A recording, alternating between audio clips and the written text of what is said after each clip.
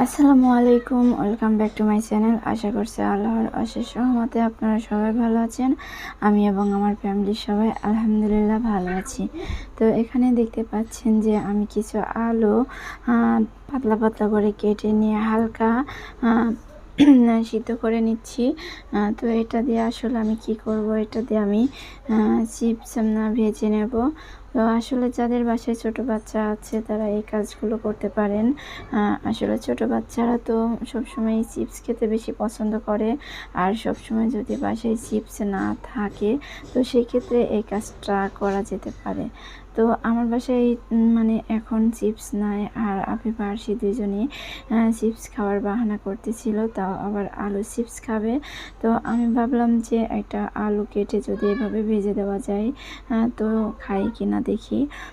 তো এখানে দেখতে পাচ্ছেন যে আমি কিছু আলু কেটে ভাপ দিয়ে আবার টিস্যু দিয়ে পানিটা শুকিয়ে নিলাম, নিয়ে এখন আমি তেলের মধ্যে ছেড়ে দিয়েছি। তবে এটা সিদ্ধ করার সময় আমি হালকা একটু লবণ দিয়ে নিয়েছিলাম, এতে করে টেস্টটা অনেকটা ভালো লাগবে, এই জন্য আমি লবণ দিয়েছিলাম। তো এখন দেখতে পাচ্ছেন যে আমি চিপসগুলো ভেজে নিচ্ছি, আর এভাবে কিন্তু চিপস ভাজলে খেতে কিন্তু ভালোই লাগে, আমিও খেয়ে দেখেছি।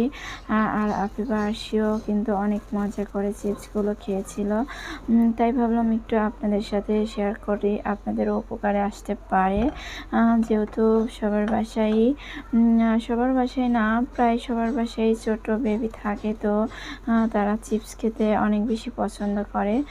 আর এইভাবে যদি বাসায় আলু কেটে চিপস বানিয়ে দেওয়া যায় ওদের জন্য আরও বেশি ভালো হবে, কারণ নিজের বাসায় তৈরি করা খাবারের মজাই আলাদা হয়, এবং ওদের মানে অনেক পছন্দ হয় যে আম্মু বানিয়ে দিয়েছে এরকম।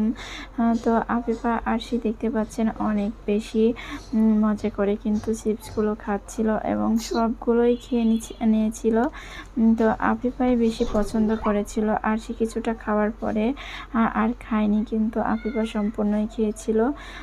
তো আমার আজকের এই ভিডিওটি যদি আপনাদের কাছে ভালো লেগে থাকে তো অবশ্যই আমার চ্যানেলটি সাবস্ক্রাইব করে পাশে থাকবেন, আর যারা অলরেডি সাবস্ক্রাইব করে দিয়েছেন তাদেরকে অসংখ্য ধন্যবাদ। সবাই ভালো থাকবেন, আমার পাশেও থাকবেন। আসসালামু আলাইকুম।